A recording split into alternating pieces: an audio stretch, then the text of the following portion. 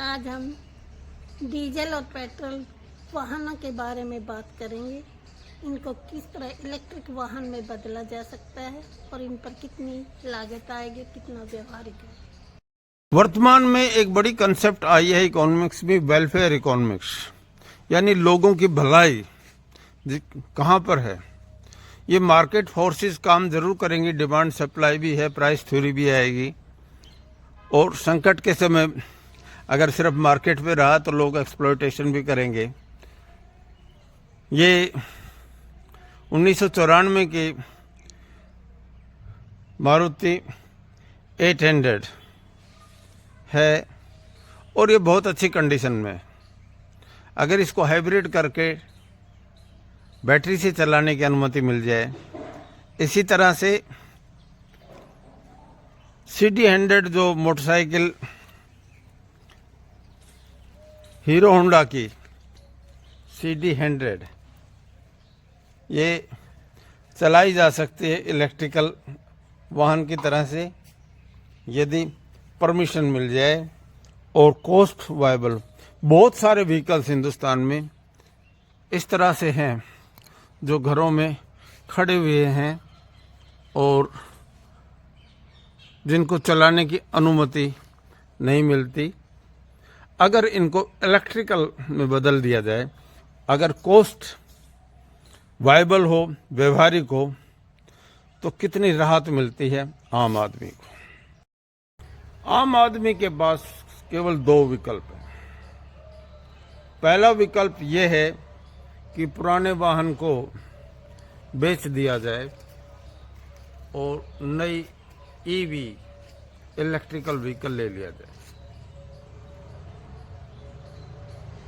और नया लेने की क्षमता, साधन और मन और व्यवहारिकता हर आदमी देखता है, क्योंकि resources are limited and their uses are unlimited. There are other priorities like education of the children, house बनाना होता है, बच्चों की फीस देनी होती है, बुजुर्ग माँ बाप हैं उनकी इलाज के लिए भी कुछ चाहिए, और फ्यूचर के लिए और बहुत सारे आपने चीज़ें ले रखी हैं, इंश्योरेंस वगैरह, वहाँ पर भी आपको इन्वेस्ट करते रहते हैं।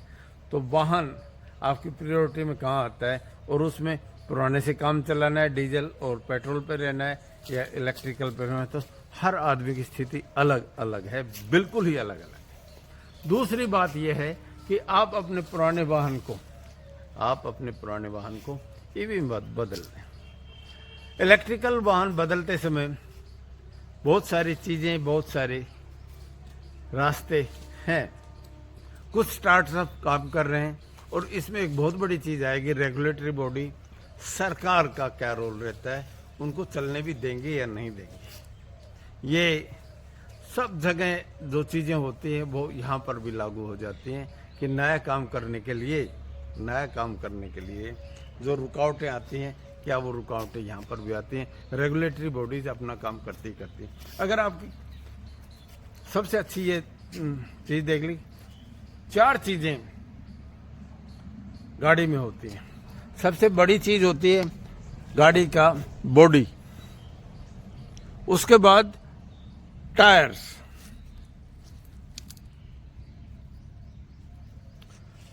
Suspension and controls. अगर ये ठीक है,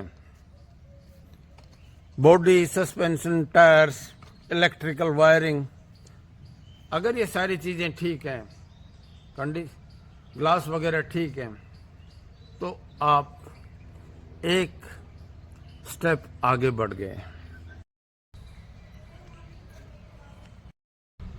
सबसे पहला जो काम होता है वो इंजन में बोनेट उठाकर इंजन, एग्जॉस्ट फैन, रेडिएटर, ये सब कुछ आपको, बैटरी जहाँ रखी है वो सब कुछ बोनेट से हटाकर खाली करना होता है, यानी मेक द स्पेस फर्स्ट, सबसे पहले। इसके अलावा जिन व्हीकल्स में, जैसे मोटरसाइकिल है, इसमें इंजन को हटाते यहाँ स्पेस मिल जाएगा, टैंक है, यहाँ पर बैटरी रख दी जाएगी। यानी making space, arranging space is the first stage process. पहले अब बारी आती है मोटर को इंस्टॉल करने की। 4 तरह के से कर सकते हैं। एक जो आपका अभी बना हुआ गियर बॉक्स है उसके साथ अटैच करेंगे। दूसरी जो ऑर्डिनरी पंप हैं ये मोटर काम देते हैं। तीसरा सारी चीजें इनबिल्ट आती हैं, पूरा का पूरा सेटअप, जिसको पैकेज कह सकते हैं, सारी चीजें फिटेड या वो लेंगे। इसमें मोटर्स भी 2-3 तरह की हैं। चीप क्वालिटी सस्ती भी है, थोड़ी बीच के भी तरह। आप कभी शोरूम पे जाएं या किसी मिस्त्री की दुकान पे जाएं तो उससे 2 चीजें देखना। एक ऐसी मोटर वो जो इंस्टॉल्ड है जैसे ई रिक्शा में लगी हुई है, जैसे दूसरे ऑटो में जो इलेक्ट्रिकल व्हीकल्स हैं वहां देखना लगी हुई, स्कूटी में और कार में भी। आपका प्रेफरेंस है कि यूज्ड या अनयूज्ड कौन सी आप मोटर और कौन सी बैटरी लगाना चाहते हैं। अब बहुत ही इंपॉर्टेंट जो पार्ट आ जाता है वो बैटरी इंस्टॉलेशन का है। आप मोटरसाइकिल में जैसे जहाँ सामने जो टैंक रखा होता है, फ्यूल टैंक, वहाँ रखना चाहते हो, या इंजन जहाँ पर है वहाँ पर। गाड़ी में भी लोकेशन जहाँ आपका फ्यूल टैंक है उस तरफ, या जहाँ पर इंजन मेन इंजन था वहाँ पर, इसके लिए स्पेस बना दें। बैटरी 2-3 तरह की आएंगी। एक ऐसी है जो 100 से 150 किलोमीटर चलाती है, एक 300 से 350, एक high performance battery. Battery is most important component in electrical vehicles. Market में आप अच्छी तरह से सर्वे करें, क्योंकि ये एक एडवेंचर होगा कन्वर्शन। हाइब्रिड गाड़ी में आप बदलने जा रहे हो, आपको प्रयास तो करना पड़ेगा। कंट्रोल पैनल और कंट्रोल सिस्टम एक बहुत इंपॉर्टेंट पार्ट हो जाता है, और ये बहुत ही समझदारी से लगाना चाहिए, क्योंकि ट्यूनिंग ऑफ इंजन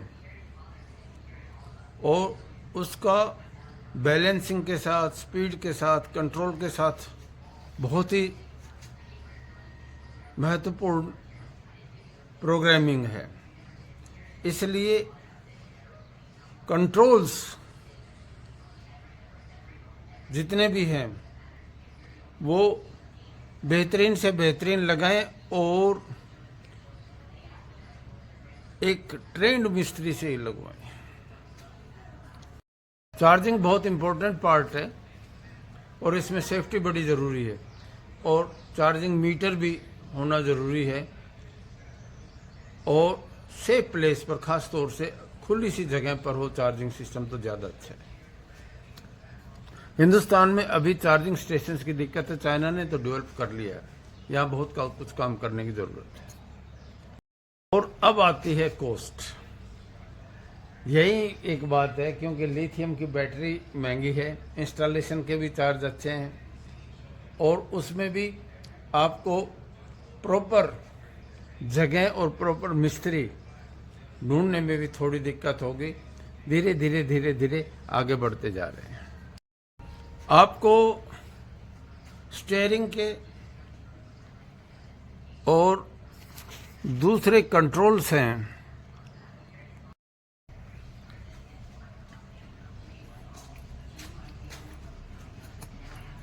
तेरी नानी कहाँ है? दीदी कहाँ है तेरी मम्मी? बाथरूम में है?